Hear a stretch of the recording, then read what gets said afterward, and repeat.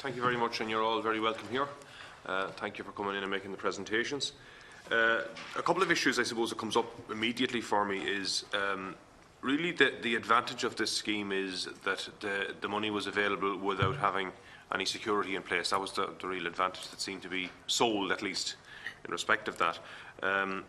However, I'm conscious, and everyone that I speak to that's in the farming community, they all went to the bank that they deal with anyway, in general.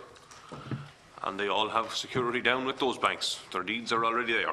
So the advantage of that is hard to understand.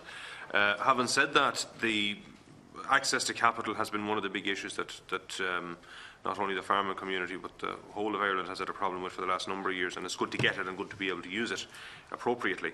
But I share Deputy Cahill's analysis that much of this money would have been used for issues that would already be in place, that the banks would already be doing.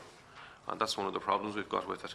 The other issue I'd have in regard to it is the value of it, because, I mean, the wholesale interest rate from the European Central Bank is very, very low.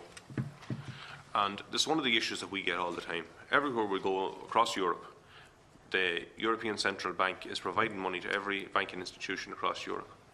And the Irish banks are charging almost double what every other bank in Europe is charging. That's not just to farmers, it's to every other sector. And I'd like you to explain to me who is creaming it off, because it's certainly not the farmer, and it's certainly not the people in business.